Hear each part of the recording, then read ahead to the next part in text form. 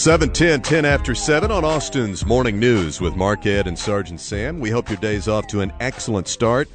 Right before Todd's news, we told you that one member of the House Judiciary Committee is already saying he wants Scott McClellan before his committee under oath, testifying about what he writes in his book. Oh, boy.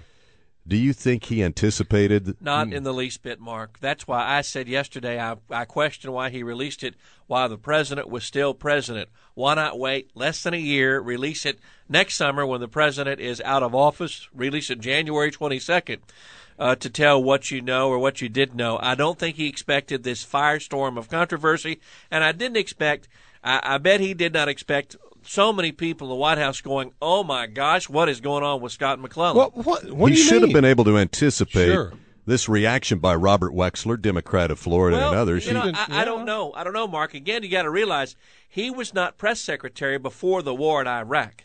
That was Ari Fleischer. And Ari Fleischer, an interview I was listening to, said that, hey, Scott was not privy to a lot of those meetings before the lead up to the war in Iraq. Wexler primarily is upset about the section of the book that deals with what he says is a cover-up, an effort to obstruct justice, Rove, Libby, and possibly Vice President Cheney conspiring to obstruct justice by lying about their role in the Plame-Wilson affair. Well, he wasn't in those meetings, was he?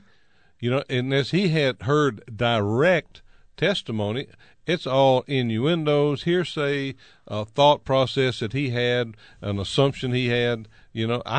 Where's the proof? And I think that's what Wexler's after. He wants proof. He wants to nail him down. What do you really know, and what can we prove? McClellan was on the Today Show this morning. We have two sound bites from that appearance on NBC. Here's the first with Scott McClellan. Because I believe it's important to look back and reflect on my experience and talk to people about what I learned and what we can learn from it to hopefully change Washington for the better.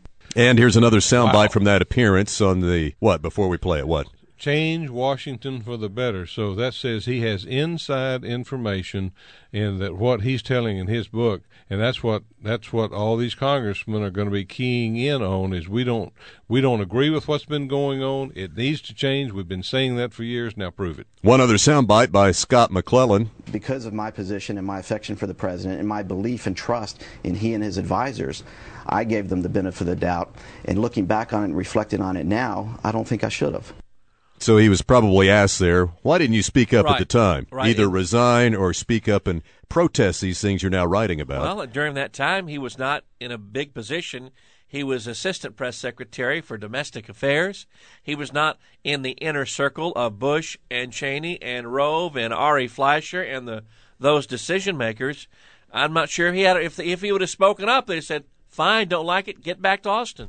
Ariana Huffington is no admirer of the Bush White House team. She's not. This morning on the Huffington Post, she writes that McClellan is 5 years too late, and he's simply trying to wash blood off of his hands and make some money at the same time. And she says it's not going to fly with me. I pretty much think it's all, I said from the very get-go, follow the money.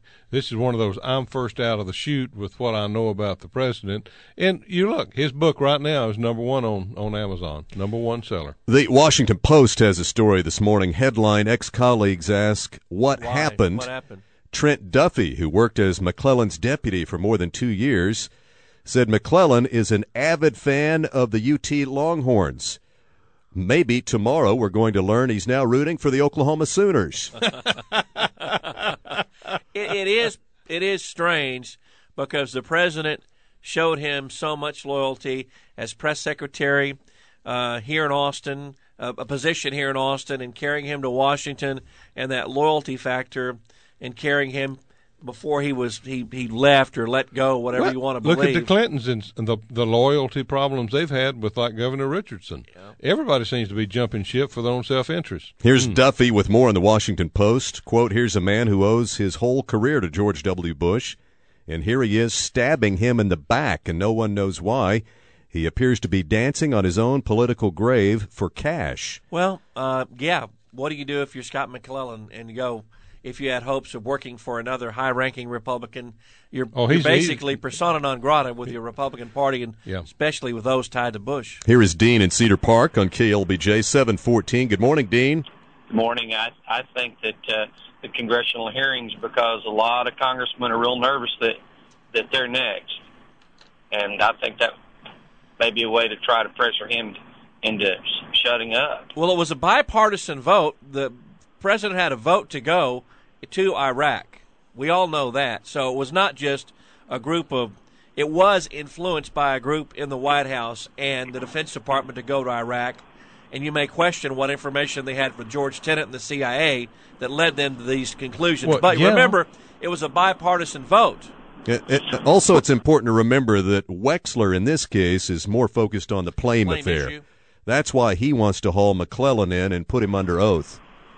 Am I still on here? Yes, Dean, yes. I'm sorry. I'm. Let's get past the Iraq thing. I think there are things McClellan knows beyond Iraq that those congressmen might not want to have exposed. Such as what, Dino? Well, I'm not sure, but I do know from listening to this program yesterday evening, someone came on and said everyone that spoke up against the war, against this, against that, they were fired. And I don't think McClellan wanted to get fired, and maybe he is now in a position where retribution is not as severe, and his conscience is catching up with him. See, Dean, I don't know of any high-ranking White House official that was fired during that time. I may be wrong, Dean, but I don't know anybody who was fired.